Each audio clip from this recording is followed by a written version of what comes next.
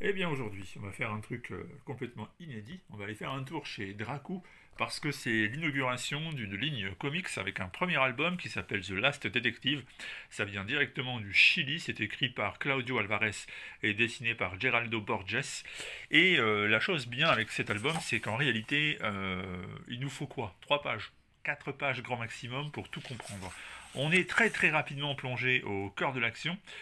Tout est résumé, alors ça peut presque sembler un peu didactique, j'ai envie de dire, et pour autant ça marche très très bien. Tout est présenté, les personnages, les enjeux, ce qui se passe vraiment. On a rarement vu un démarrage aussi efficace et aussi concis, et pour autant, je répète, ça se passe, ça marche très très bien.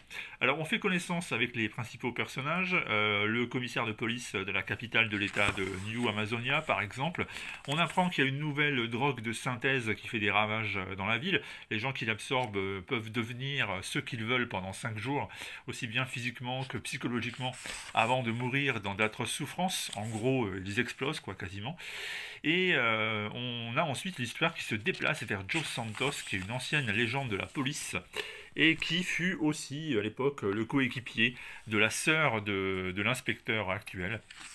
Et à partir de là, on va apprendre ce qui s'est passé petit à petit dans le passé, justement, avec Joe Santos qui a commis une boulette qui fait qu'il a dû se mettre en retrait. Il a même été recherché pendant très longtemps et aujourd'hui, il vit un peu en ermite. Mais on va avoir besoin de lui parce que son ancien ennemi, un certain Black Joao, semble avoir refait surface et apparemment, c'est lui qui est derrière cette histoire de drogue de synthèse qui fait des ravages. Voilà. Alors je ne sais pas si je vous ai convaincu en vous racontant cette histoire comme ça, sachez juste que ça se lit très très bien. C'est-à-dire qu'en fait, tout ça coule de source. Les événements s'enchaînent, l'histoire est extrêmement fluide, avec notamment aussi, vous voyez, ce petit robot qui accompagne notre inspecteur, notre policier sur le retour, et qui va avoir un rôle très important à jouer dans cette histoire. Alors bien sûr, c'est un récit sud-américain, donc on a cette préoccupation sur les narcotrafiquants qu'on perçoit à travers ce récit.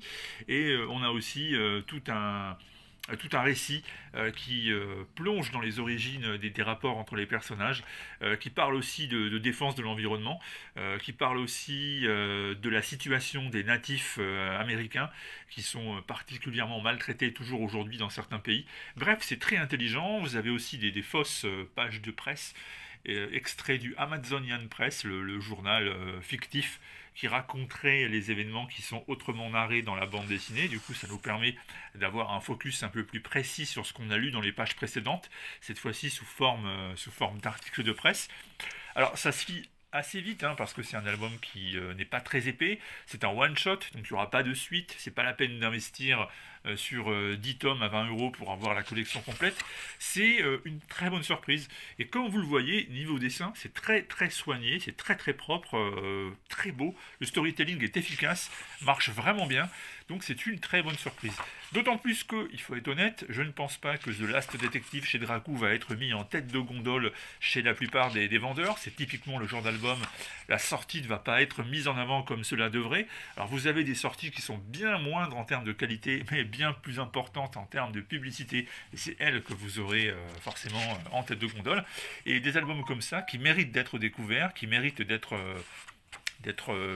promus et d'être placés en avant, et ben c'est pas sûr que vous les trouviez si facilement. Donc moi je vous répète, laissez une chance à ça, allez faire un tour dans votre comic shop, en librairie, essayez de le trouver, de le feuilleter, c'est le premier album comics chez Dracou, ça s'appelle The Last Detective, et c'est une bonne surprise, promis, c'est une vraie bonne lecture intelligente et agréable, et du coup, ben oui, si vous avez l'opportunité, si vous cherchez un petit récit qui sort de l'ornière et qui se lit très bien, et ne nécessite pas, je répète, un investissement sur 10 ans, ben voilà, The Last Detective, vous savez quoi faire. À très bientôt pour d'autres vidéos comics. Ciao ciao.